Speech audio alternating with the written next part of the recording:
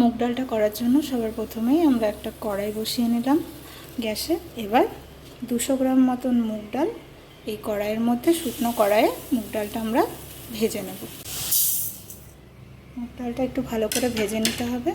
ভেজে নেওয়ার পর আমরা মুগ ডালটা ধোবো। মুগ ডালটা আগে করে ধোয়া হয়নি। মুগ ডালটা গ্যাসের ফ্লেম মিডিয়াম রেখে ভাজতে হবে, নাহলে কিন্তু পুড়ে যাবে। এইরকম যখন কালারটা হালকা চেঞ্জ হয়ে যাবে তখনই বুঝতে পারবেন মুগ ডালটা ভাজা হয়ে গেছে। এবার গ্যাসের ফ্লেম অফ করে এটাকে নামিয়ে নিতে হবে।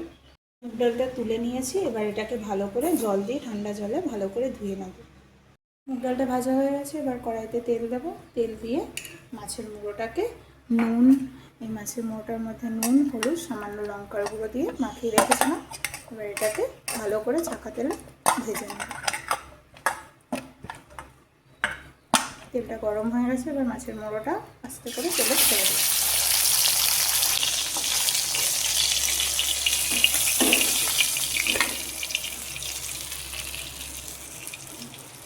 মাছটা ভাজা হয়ে গেছে, মাছটা তুলে নিয়েছি। এবার কড়াইয়ের তেলটা তুলে নিয়ে আগে থেকে ভেজে যে ধুয়ে রেখেছিলাম মুগ ডালটা, সেটা কড়াইয়ে দিয়ে দেবো।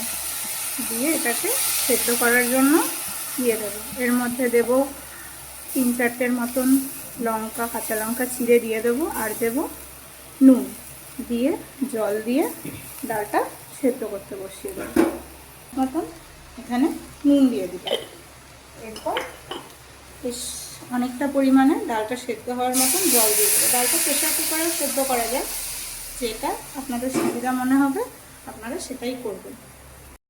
ডালটা এরকম সেদ্ধ হওয়ার সময় এরকম ফেনা ওঠে, সেই ফেনাটাকে তুলে ফেলে দিলে ডালটা খেতে ভালো লাগে।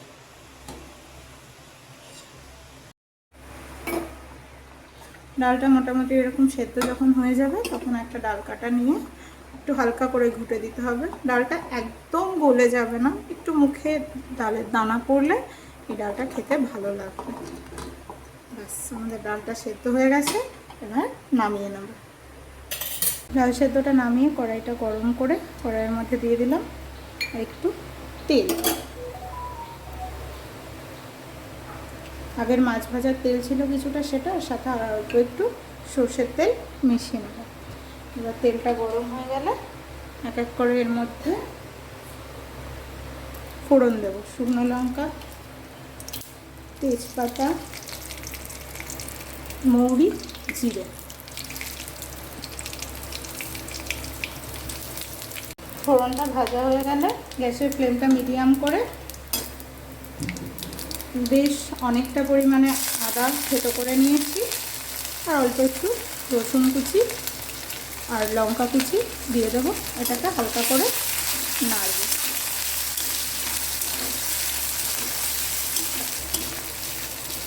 আদা রসুনটা দু একবার নেড়ে চেড়ে হালকা ভাজা হলো, এরপর এক এক করে এর মধ্যে আগে থেকে কেটে রাখা গাজর,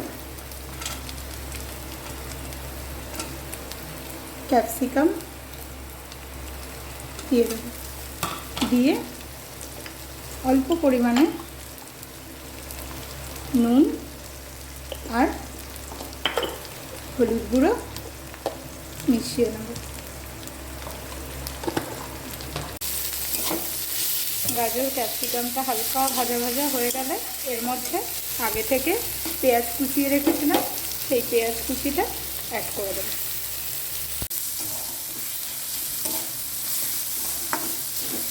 এগুলো হালকা ভাজা হয়ে গেলে এবার এর মধ্যে টমেটো কুচি বেশ খানিকটা, সেটা মিশিয়ে হালকা করে ভাজবো বেশ কিছুক্ষণ।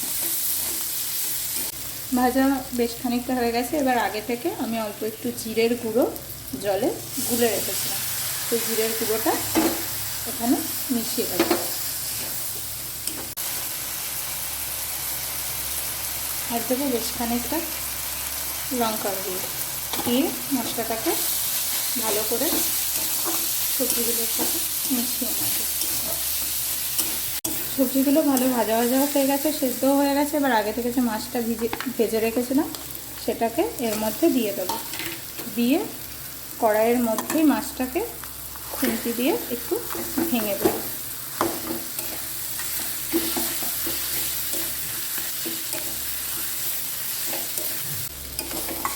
ভালো করে ভাজা হয়ে গেছে।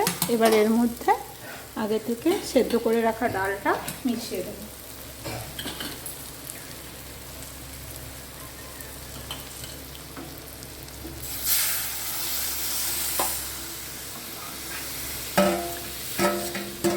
দিদি এবার ওপর থেকে 1 চামচ মতন ভাজা মশলা ছড়িয়ে দেবো। ভাজা মশলাটা আমরা করেই রাখি, আমাদের চ্যানেলে ভাজা মশলার লিঙ্কও দেওয়া হবে, আপনাদের দরকার পড়লে একবার আমাদের চ্যানেলটা ভিজিট করে দেখে নেবেন।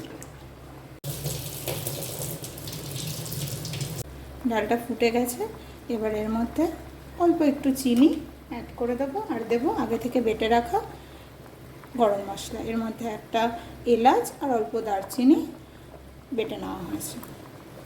গরম মশলাটা দেওয়ার পরে 1 মিনিট মতন ডালটা ফুটে গেছে। এই সময় নুন ঝালটা একটু চেখে দেখে নিতে হবে ঠিকঠাক আছে কিনা।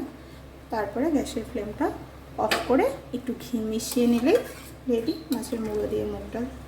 এই ডালটা অসাধারণ খেতে হয়, একবার অবশ্যই আপনারা খেয়ে দেখবেন।